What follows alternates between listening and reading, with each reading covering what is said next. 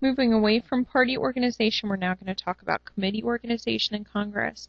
I cannot emphasize enough that committees do most of the work in Congress. Here at our lovely cartoon table, we have a table that's set for 5 people. 5 people can get more work than 100 people can, let alone 435 coming together. So committees will do a bulk of the work. That includes considering bills, maintaining oversight of executive agencies under the alphabet soup, as well as conducting investigations.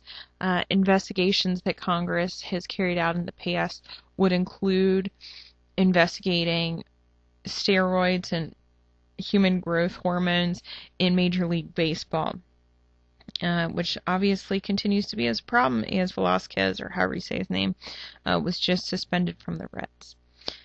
We want to talk about a couple of different types of committees that do this work that we're talking about. First of all, is a standing committee. This is going to be permanent. It has a specific legislative responsibility, such as the Armed Services Committee, which would deal with issues regarding members of the armed services, providing services when they come home, etc., or the Judiciary Committee, which would vote to approve or reject federal judges' nominations, or even nominations to the Supreme Court. Again, very specific, and it's there permanently. A select committee is appointed for a limited purpose for a limited time.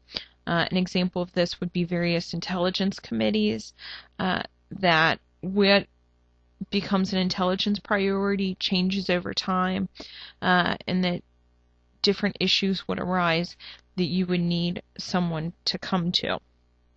Thus, you would form a select committee. Joint committees are made up of both the House, members of the House, and members of the Senate. Conference committees are a type of joint committee that are appointed to specifically resolve differences between the House and Senate versions of the same piece of legislation. So again, conference committees are there to iron out the differences. Remember that before it goes to the President, that a bill needs to pass the House and the Senate in the exact same form, which is part of the reason that the healthcare reform went through reconciliation, because it was able to kind of be finagled around that. As far as how committees are carried out, it is similar between the House and the Senate. The majority party usually has a majority of the seats on the committee, which I mentioned previously. The majority would also elect the chair. And keep in mind that being in the majority does have its privileges, and if there are extra seats, particularly on key committees, the majority would take those. Key committees would include the House Appropriations or the House Ways and Means. The committee chairmen are usually the most senior members, but not always, and that's really starting to change, that the seniority system is coming under attack, and it's more about who is specializing. I mentioned the House Ways and Means Committee. That is going to be the committee that drafts tax legislation. So increasing certain people's taxes, decreasing other people's taxes, etc. Remember that Ways and Means is the way and mean how you are going to pay for something. So that's all about taxes.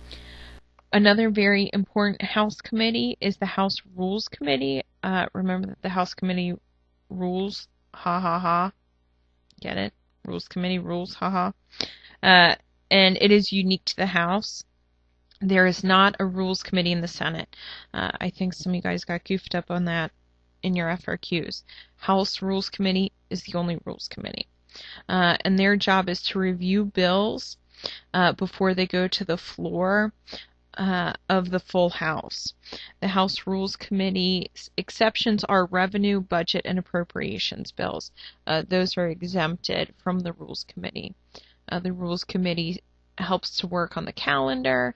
They set debate limits, etc., etc. Very important committee.